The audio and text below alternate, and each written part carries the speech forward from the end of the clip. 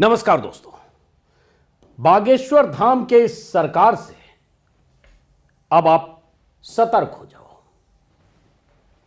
ऐसा मैं क्यों कह रहा हूं? इसकी वजह है, अगले 10 मिनट तक इस वीडियो को आप गौर से देखिए और समझिए। यह भी समझिए कि जिस पंडित धीरेंद्र शास्त्री पर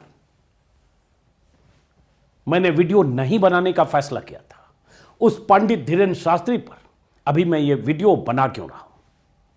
बीते 7-8 दिनों से पंडित धीरेंद्र शास्त्री नाम के इस कथावाचक के बारे में तमाम चैनलों पर अब बहुत कुछ सुन और देख चुके होंगे। इनके दरबार में बैठे हजारों लोग, कदमों में बैठे पत्रकार, दर्जनों कैमरों के सामने दरबार का भव्य महिमा मंडन, अर्जी और पर्ची निकालकर कथित चमत्कार दिखाते पंडित धीरेंद्र शास्त्री और इन पर लहालोट होता मीडिया।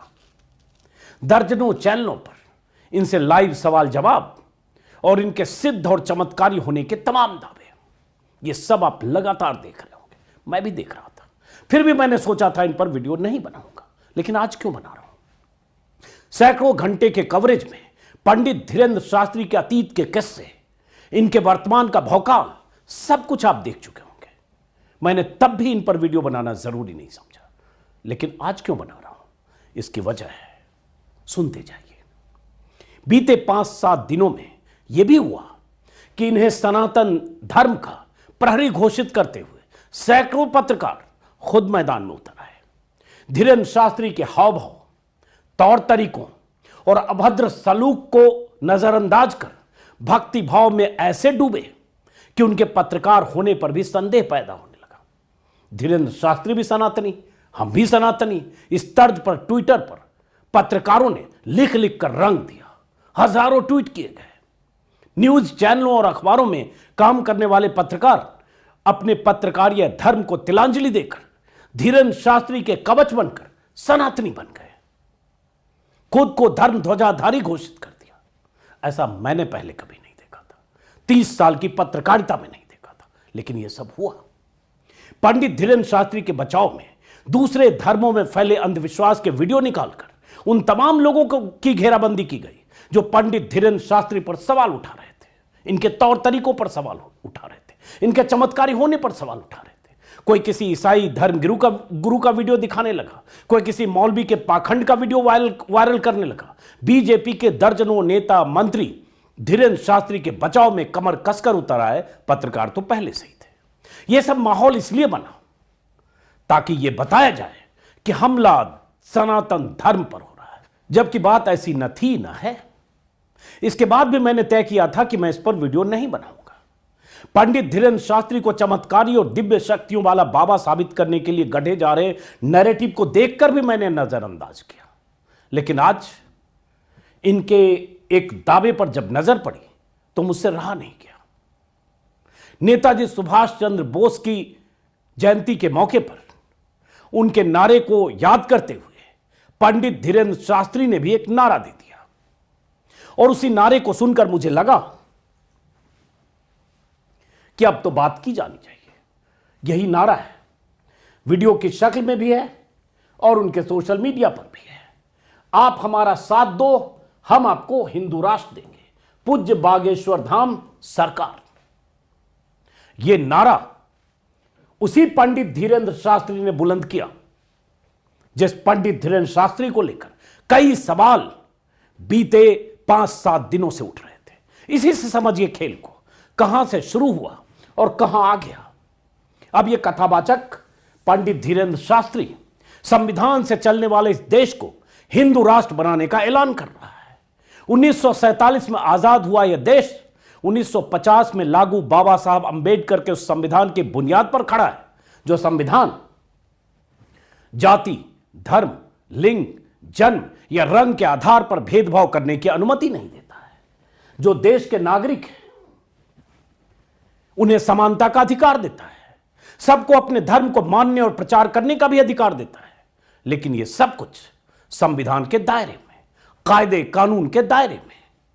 लेकिन न्यूज चैनलों की कृपा से घर घर में पहुंच गए धीरेंद्र शास्त्री और इन्हें यह गुमान हुआ कि अब कुछ भी कह सकते हैं, तो इन्होंने ऐलान कर दिया कि देश को हिंदू राष्ट्र बनाएंगे।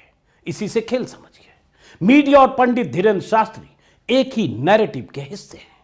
देश को हिंदुत्व की पिच पर टिकाए रखने का नैरेटिव। इसी साल में 9 राज्यों में चुनाव होने वाले हैं।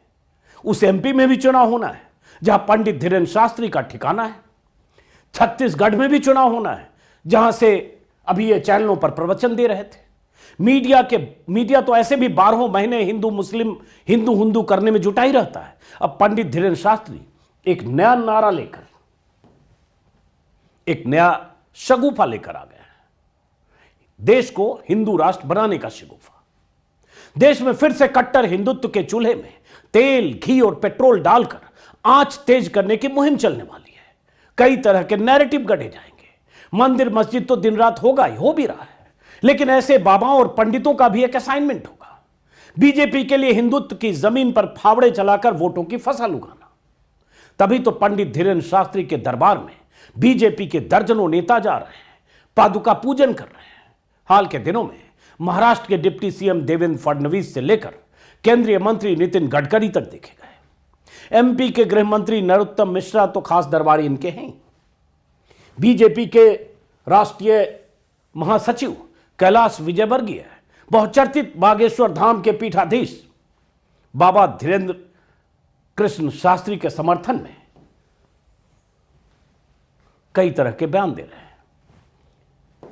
एमपी की संस्कृति मंत्री उषा ठाकुर ने धीरेन्द्र शास्त्री की आलोचना को राष्ट्रद्रोहियों से जोड़ दिया है। सनातन धर्म पर हमला घोषित कर दिया है।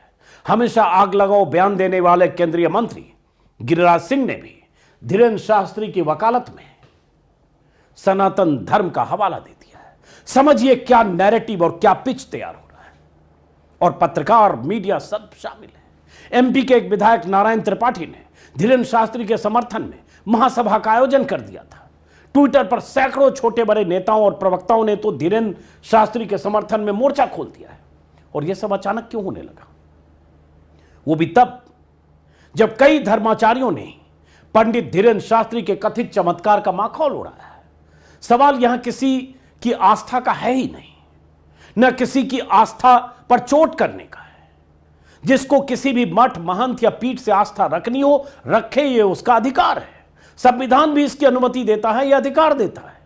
सवाल ऐसे बाबाओं के कथित चमत्कार पर है और उससे भी बड़ा सवाल पत्रकारिता के नतमस्तक होने पर है।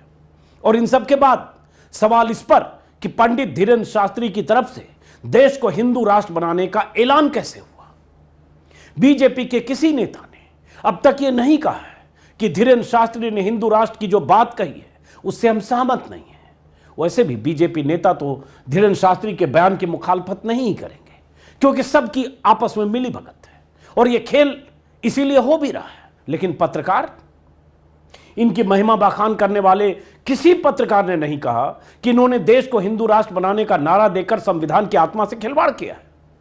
वो पत्रकार जो सनातनी बन रहे थे, वो पत्रकार जो इनके सामने लेट और लोट रहे थे, वो पत्रकार जो इनके चमत्कार के किस्से सुना रहे थे, वो भी नहीं। बीजेपी नेता तो इनके बयान की मुखालफत नहीं करेंगे, सबको पता है। लेकिन मीडिया को और पत्रकार को तो सवाल उठाना चाहिए कि कोई पंडित या शास्त्री ऐसा कैसे कह सकता है। सनातन धर्म के धर्म ध्वजाधारी मानकर इनके नाम पर लौटने वाले पत्रकार भी क्या देश को हिंदू राष्ट्र बनाना चाहते हैं? धीरेन्द्र शास्त्री वैसे ऐसा ऐलान करने वाले पहले नहीं हैं। बीते 75 सालों में ऐसा कहने वाले सैकड़ों पंडित और शास्त्री आए और गए। संविधान के बुनियाद पर तामीर इस देश को कोई हिंदू राष्ट्र नहीं बना पाया है, और मैं कह रहा हूं एक नागरिक के तौर पर नहीं बना पाएगा। बीते 8 सालों में ही देश में कई राज्यों में ऐसी सभाएं हुई है जिसमें भारत को हिंदू राष्ट्र बनाने का संकल्प लिया गया है। जहां भी भारत को हिंदू राष्ट्र बनाने की कस्में खाई गई हैं, वहां बीजेपी या संघ के कुलगोत्र के किसी न किसी संगठन के लोग जरूर पाए गए। हालांकि ऐसे ही कट्टर हिंदुत्ववादियों के लिए राहत इंदौरी ने दशकों पहले लिखा था। क्या लिखा था सुना होगा आपने कई बार, राहत साहब की जुबान से भी। सभी का खून है शामिल यहां की मिट्टी में, सभी का खून है शामिल यहां की मिट्टी में, किसी के बाप का हिंदुस्तान थोड़ी है। बीते 3-4 सालों में दिल्ली, उज्जैन, अंबाला, हरिद्वार, प्रयाग समेत कई शहरों में ऐसी सभाएं हुई है जहां भारत को हिंदू राष्ट्र बनाने के लिए मरने मारने की शपथ ली गई, दिल्ली में ही हुई थी। और उसको लेकर अदालत में, सुप्रीम कोर्ट में फटकार लगी है दिल्ली पुलिस को, जहां दिल्ली पुलिस ने उस सभा में जहां कहा गया कि इस देश को हिंदू राष्ट्र बनाने के लिए, बनाए रखने के लिए मरेंगे और जरूरत पड़ी तो मारेंगे, ऐसी शपथ ली गई, जिसमें सुदर्शन टीवी का वो मालिक संपादक भी था। कई और ऐसे हिंदुत्ववादी लोग थे जो बीजेपी, आरएसएस या बजरंग दल से जुड़े थे। ऐसी सभाएं अंबाला में भी हुई, वहां बीजेपी का विधायक मौजूद था। ऐसी सभाएं अलग अलग शहरों में हुई, हर जगह बीजेपी, बजरंग दल, बीएचपी, किसी न किसी इनके संगठन के लोग रहे, तो कोई नई बात नहीं है। और ये 1925 में जब संघ की स्थापना हुई थी, सपना तो तब से देखा जा रहा है, लेकिन अब ऐसे साधु संत जब इस तरह के बयान देते हैं तो पत्रकार का दायित्व क्या है? इसलिए मुझे लगा कि आज ये कहा जाना चाहिए कि अगर कोई पंडित, कथावाचक अगर ये ऐलान करता है तो वो मीडिया के साथी, वो पत्रकार जो इनके सामने लेट रहे थे, लौट रहे थे, इन्हें सनातनी बताते हुए खुद सनातनी हो गए, क्या उन्हें लगता है कि भारत के लिए, संविधान से चलने वाले मुल्क के लिए इस तरह का ऐलान करना, तो इसकी आलोचना होनी चाहिए या नहीं? सवाल पूछा जाना चाहिए या नहीं? जो लोग इनसे इंटरव्यू कर रहे थे, इनकी घेराबंदी होनी चाहिए या नहीं? नहीं होगी, क्योंकि सब एक नैरेटिव के तहत है और ये सब कुछ तयशुदा ढंग से होता है। एक बोलता है, दूसरा उसको आगे बढ़ाता है, तीसरा कट्टर नैरेटिव की पिच तैयार करता है, और उसके बाद जब सब कुछ जमीन पर फसल लहलहाने लगती है, तब प्रधानमंत्री मोदी बीजेपी राष्ट्रीय कार्यकारिणी की बैठक में कह देते हैं कि मुसलमानों के बारे में बयानबाजी से बचना चाहिए, ऐसी बातें नहीं करनी चाहिए, विवादास्पद बयान नहीं देने चाहिए। अब आप कह सकते हैं कि बयान तो दिया इस कथावाचक ने, मैं मोदी का नाम क्यों ला रहा हूं? मैं मोदी का नाम इसलिए ला रहा हूं कि इनके दरबारी और इन्हें सिर माथे पर बिठाने वाले मध्य प्रदेश के गृह मंत्री नरोत्तम मिश्रा हैं, जो इनके खास भक्त हैं, और हाल में कुछ नेताओं का नाम लिया जो इनके दरबार में देखे गए, और बीजेपी के दर्जनों नेता जिनके बयान ट्विटर पर मौजूद हैं, जो बीते 7-8 दिनों से इस कथावाचक के पक्ष में, इनके समर्थन में किसी भी हद तक बयान देने से गुरेज नहीं कर रहे हैं। इसलिए मैंने कहा सब मिली भगत है, लेकिन सब मिली भगत के बीच पत्रकार और पत्रकारिता कहां है? सवाल यह है, और सवाल उन पत्रकारों से कि ठीक है, आपकी धार्मिक आस्था किसी पंडित, महंत, शास्त्री या किसी धर्मगुरु के प्रति आपको समर्पित करती है, लेकिन पत्रकार यह धर्म भी कुछ है या नहीं? और पत्रकार का चोला क्या आपने उतार दिया तो आप कहिए कि आप सिर्फ भक्त रह गए, पत्रकार नहीं रह गए। पत्रकार यह धर्म, पत्रकार यह दायित्व क्या आपको अनुमति देता है कि किसी भी ऐसे पंडित और बाबा के पक्ष में इस हद तक खड़े हो जाएं कि खुद को सनातनी होने का ऐलान कर दें, और वो बाबा, पंडित, कथावाचक अगर देश के संविधान की धज्जियां उड़ाते हुए, देश के संविधान की आत्मा पर चोट करते हुए इस तरह का ऐलान कर दे कि भारत को हम हिंदू राष्ट्र बनाएंगे, तब भी क्या आपका पत्रकार धर्म जगता नहीं है? जरा सोचिएगा। फिलहाल इस वीडियो को खत्म करता हूं। वजह मैंने बता दी कि जब बात यहां तक आई तो लगा बात तो की जानी चाहिए, क्योंकि यह देश 135 करोड़ नागरिकों का देश है, जिसमें हिंदू, मुसलमान, सिख, ईसाई सभी रहते हैं। किसी की क्या मजाल कि संविधान को दरकिनार करके और ऐसे हिंदू राष्ट्र बना ले। फिलहाल उम्मीद करेंगे कि ऐसे बाबाओं के मंसूबे जैसे बीते 75 साल में नाकाम रहे, वैसे सदियों तक नाकाम रहेंगे, जब तक हमारा देश रहेगा, जब तक ये संविधान रहेगा। नमस्कार।